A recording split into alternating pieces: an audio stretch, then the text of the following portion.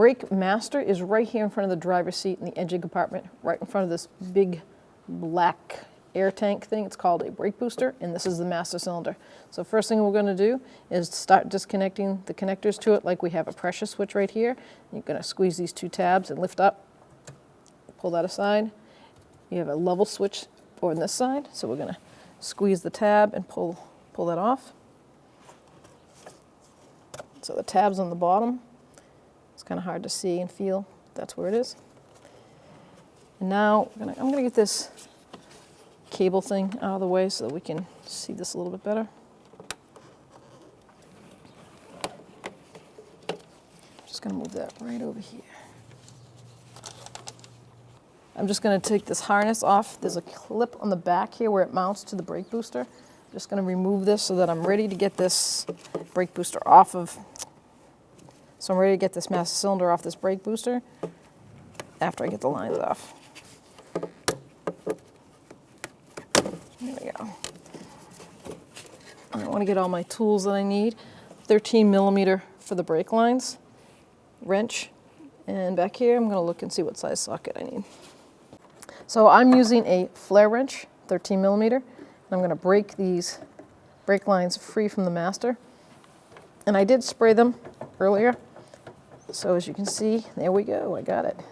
Paid off. I'm going to break this back one free too before I take them completely fully off.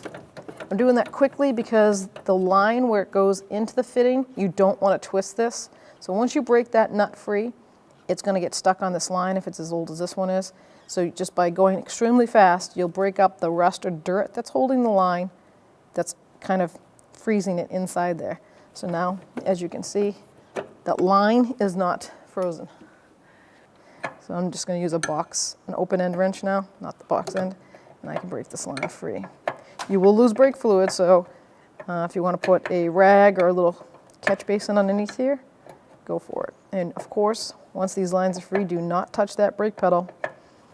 Don't let anyone in the car playing around with that brake pedal. And we're going to take them so they're almost all the way off. And that way I can limit the mess that I'm going to be making here.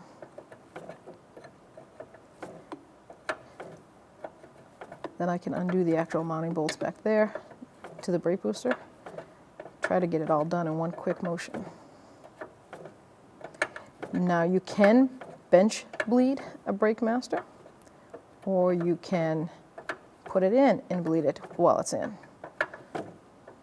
And the one that we're installing actually has a bleeder screw on it. But we're going to do it old school. There's two back mounting bolts, one here and one over there, and they are 14 millimeter, so I'm going to break them free with a wrench.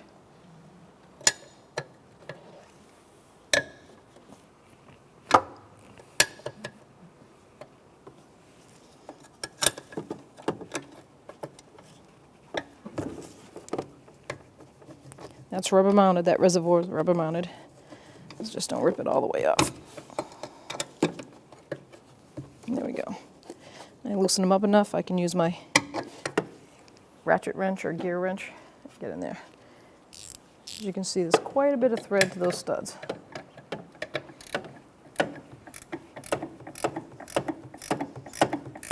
So now I've loosened everything up, I got everything ready to come out. I put a absorbent pad down there so the brake fluid that does come out residually, so I can move this around. These are still it's an old vehicle, so I'm still going to use the wrench to get the last couple threads out on these lines.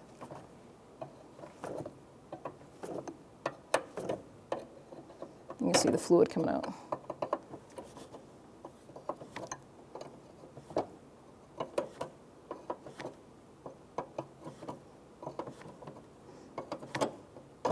Go. And now the back mounting bolts, like I said, are 14, and there's quite a bit of junk on that too, so.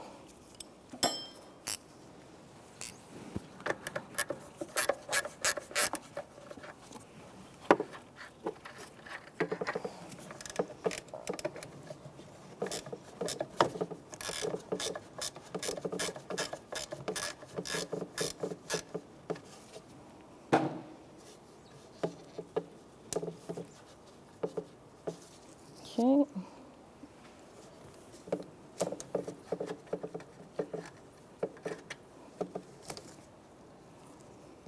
And now we're going to make sure the lines are out of the way. And just pull forward. There you go. We have our old master cylinder, brake master, and the new one. And we're going to transfer over the pressure switch. It's going to go right there. It has a bleeder screw like the original. There's the level switch. So we're good to go. New one comes with a level switch. 9/16 wrench. We're going to spin that right off. You can see how old it is. It's been on there for a while.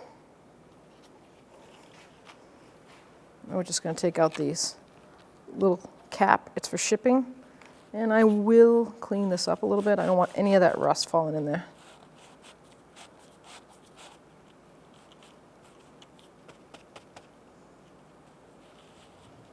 Okay, thread it right in.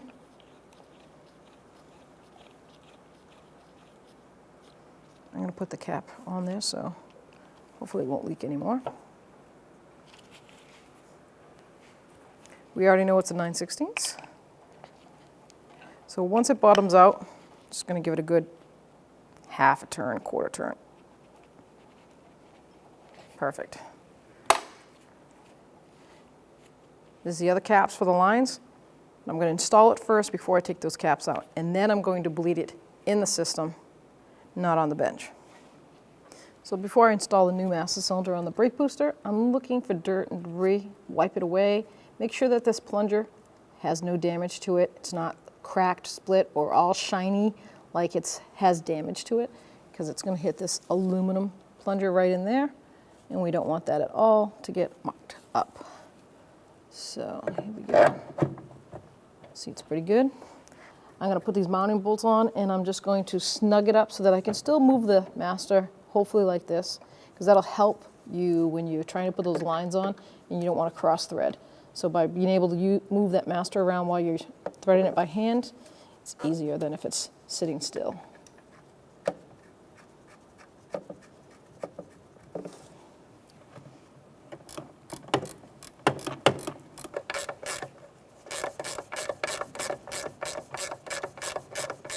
Some of these brake masters come with like plastic fittings that go in there with plastic hoses, and you put them back into the master and you burp it till all the air bubbles are gone. Well, we've built several of them here. We just build them by hand. So if you can get your hands on some, that's great. If not, get a piece of line and a fitting and make one. So I'm going to put this right into the back here.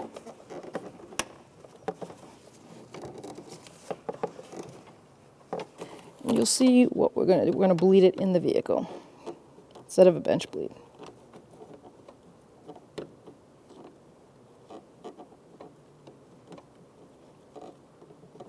Okay, so I'm going to snug this up.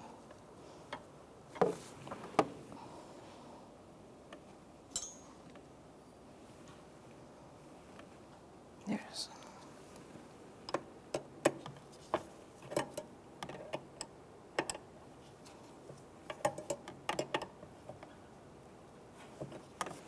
I'm going to put the front line on, take that cap off.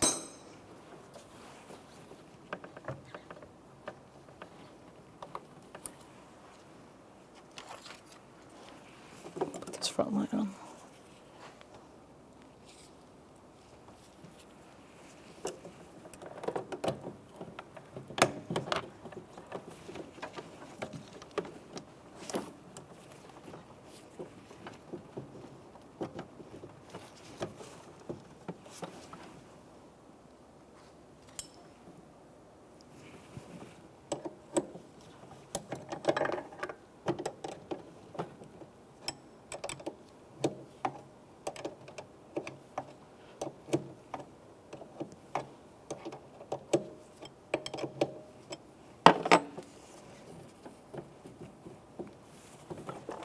Now that I've got my man-made lines in there for the bleeding of the master, I'm going to snug this up against the brake booster because I am going to use the brake pedal as a plunger to push that, and I don't want this to wobble, cause any internal damage. That plunger that goes inside this master is pretty important, and if it gets whacked going the wrong way, it could do damage to the seals, and then you'll have an internal leaky master, which we don't want. I'm going to end up loosening them probably when I go to put the steel lines on for the car.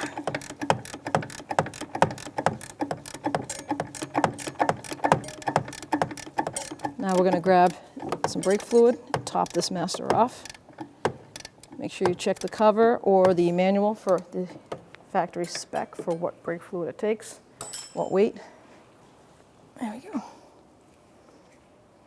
This is .3, and I'll confirm that, and then I'll use what it says to use. So I got my brake fluid. I'm going to fill this master right up.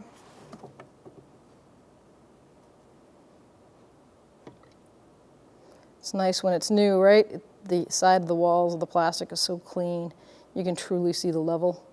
I'm going to go right up to that max.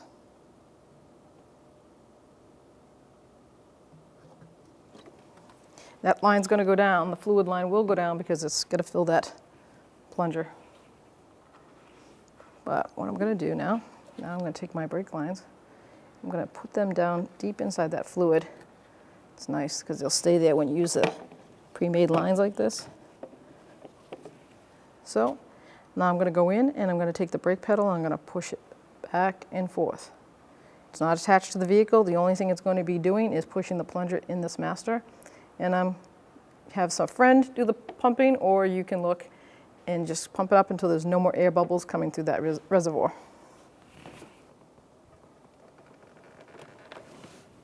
You're going to go at a slow motion.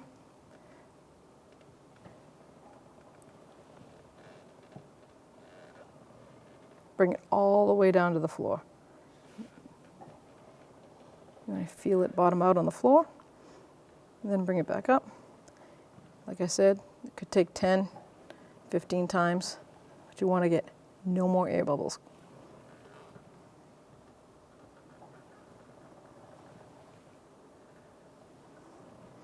Now I'm just going to break my tool free and remove them.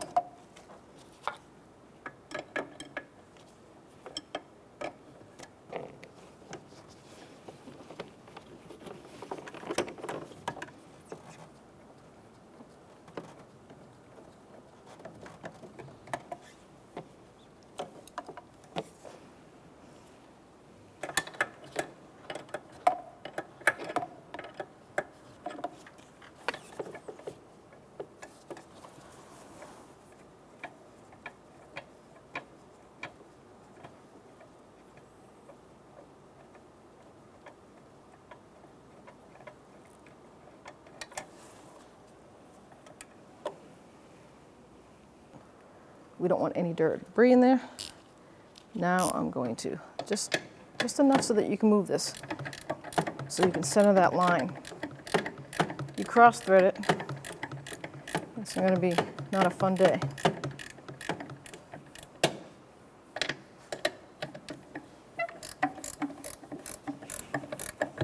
There we go, just like that. Now I can bring that right up in there, make sure it's snug.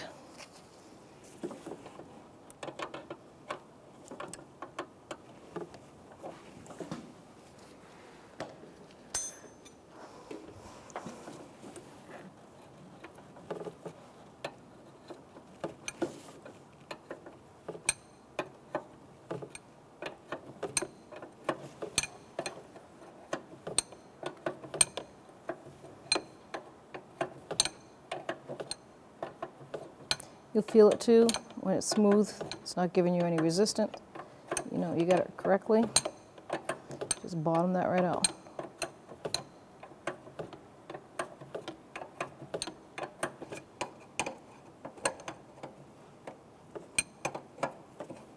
There we go.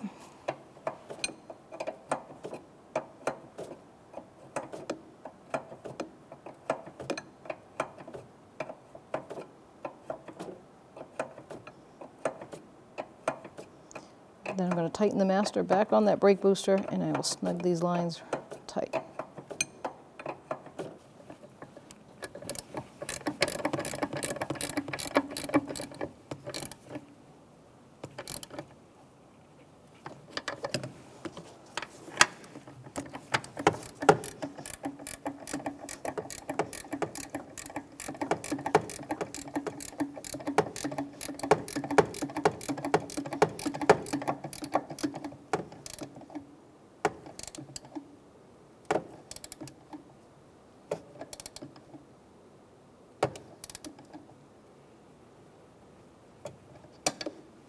Okay, 13 millimeter tubing wrench, because you do not want to round off these lines. And that's how I'm going to snug them up in the last couple of turns. An open end wrench can slide. They're soft metal, so the fittings that is.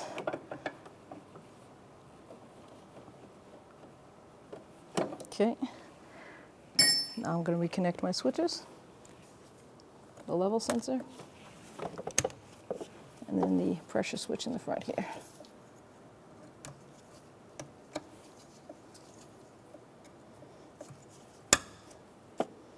I'm going to put this back in where it was. Get that out of the way. And I'm going to take some parts cleaner, leave my absorbent pad down there because I want to clean any of the old stuff off, especially those lines, because once it's cleaned, you'll be able to tell if they're leaking or seeping.